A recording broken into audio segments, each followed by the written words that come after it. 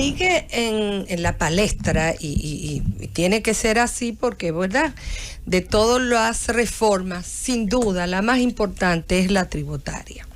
Y me parece que la reforma fiscal y tributaria, y me parece que muchas de las otras reformas, aunque son importantes, pero se ha tratado de hacer ese paquete de reformas para lograr un consenso en la principal, que es la reforma tributaria y fiscal, que aún sabiendo yo o creyendo yo que es de gran importancia y prioridad para el gobierno por la situación que tenemos, el aumento del endeudamiento y demás, tal vez no sea tan fácil pues poderla consensuar tan prontamente. Por lo tanto, mientras más pronto comencemos, mejor.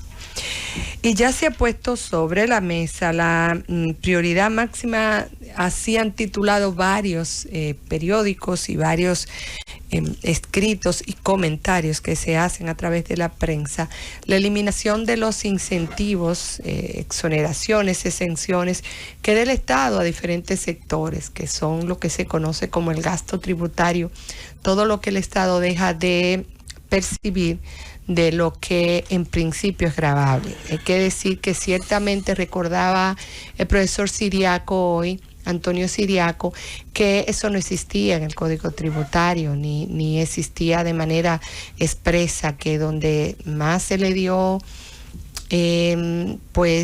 fortaleza y carácter legal, porque antes se hacía, pero de forma más discrecional, fue a partir de las administraciones de Leonel Fernández.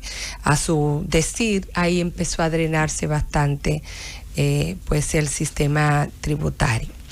Hay que decir que para este año se está presupuestando que el Estado dejaría de recaudar 209.657 millones.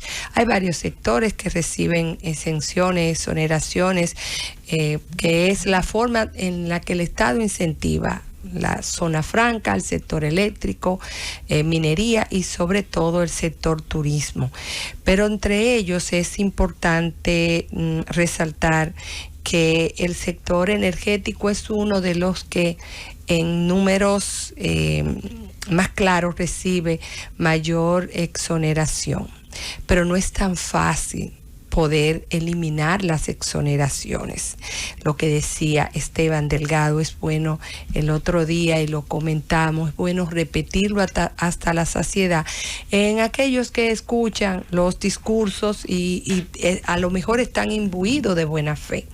El sector energético recibe exoneraciones en la primera parte de su cadena, que es la generación, que tiene una estructura de costos en lo que se conoce como el pass-through, que es una transferencia de costos. O sea, inmediatamente esas exoneraciones sean eliminadas, el generador va a transferir esos costos a su estructura de costos y así eso va hacia la cadena y eso va a terminar en la tarifa energética, en el valor que tiene el kilovatio hora. Y eso es un ejercicio que ya ha hecho el director de Impuestos Internos, el señor Jochi Vicente, que ha anunciado que en principio, ministro de Hacienda. Ministro de Hacienda, perdón, ay Dios mío, le bajé la categoría.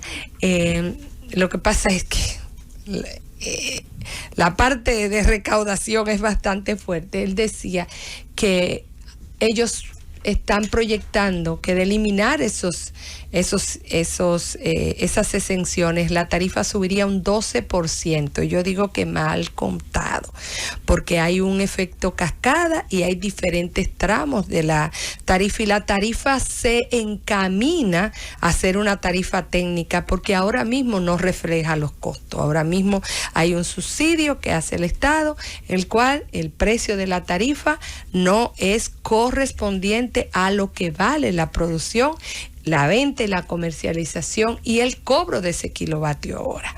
Entonces eso es bueno que la gente lo entienda, ni hablar de lo que afectaría a otros sectores que se están incentivando para lograr una mayor competitividad, o porque nosotros estamos dando ciertas condiciones para atraer inversión extranjera. La inversión de zona franca es una inversión sumamente volátil. Cualquier cambio en las condiciones hace que la inversión se fugue a otros países del área. Por lo tanto, no es tan fácil usted decir vamos a eliminar los incentivos. Sin embargo, hay otros tipos de incentivos, de exenciones, que son algunos temporales, algunos muy específicos. Tenemos, y estaba viendo que entre la gracia navideña que se da, la exención a las compras por internet hasta un monto específico, y la deducción o devolución realmente de gastos educativos, porque es una devolución, tú lo pagas y después te lo devuelven, hay 88,000 millones de pesos, o sea, son bastante. Ahora, ¿a quiénes benefician esos incentivos? Básicamente a la clase media, la clase que siempre está como el sándwich. Ahora bien, los organismos multilaterales han dado su opinión, tanto el Banco Mundial como la Agencia Francesa de Desarrollo, y dice que casi todos los incentivos, y es verdad, favorecen a empresas establecidas. Yo diría que no a empresas establecidas, debiera decir a grandes empresas o a las que más ganan, porque se supone que los incentivos debieran estar siempre dirigidos a las empresas establecidas que pagan impuestos, no a las empresas no establecidas, a las que se le puede hacer otro tipo de incentivo para llevar a la formalización, pero nunca habría forma ni siquiera de administrar este tipo de gracias, si le podemos decir así. Dice que hay que tratar de eliminarlo y que establecer, como otros países del área, que los efectos adversos de la eliminación de estos incentivos, el impacto que tenga, pues se hagan lo que se llaman transferencias fiscales compensatorias a las familias más pobres, para que pues hacer que ese efecto es nulo, y de esa manera focalizar aún más y llevar ese tipo de sacrificio del gasto fiscal a los que de verdad necesitan más. Es cierto, eso implica también un levantamiento, una base de datos y el control que el Estado no tiene.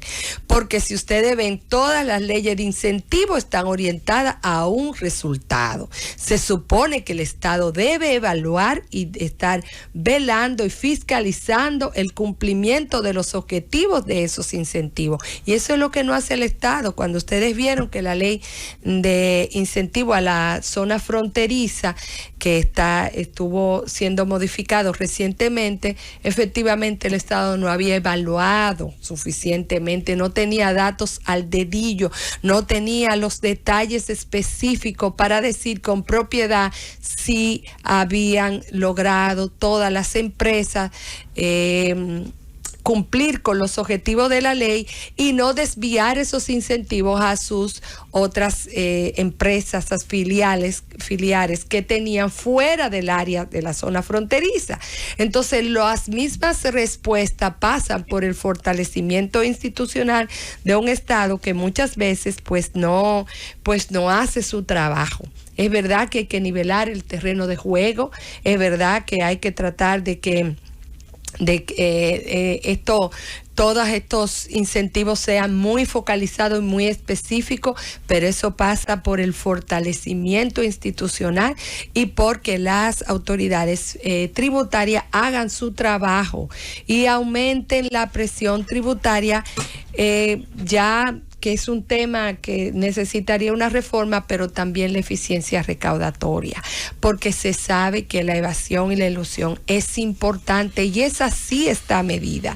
Y para eso se necesita también inversión pública y verdadera voluntad política, porque ustedes verán que cada vez que vayan a hablar de un sector, que se vaya a tocar un sector, ahí vienen los reclamos. Por eso, esta conversación debe ser llevada entre actores políticos el poder fáctico y las mesas técnicas de manera fría, no solamente por presiones o expresiones que desde un púlpito, por ejemplo, como en el día de ayer hizo una autoridad eclesiástica, porque son temas complejos, para que al final no nos salga más cara la sal que el chivo, tal como no ha resultado algunos incentivos establecidos por ley a regímenes especiales.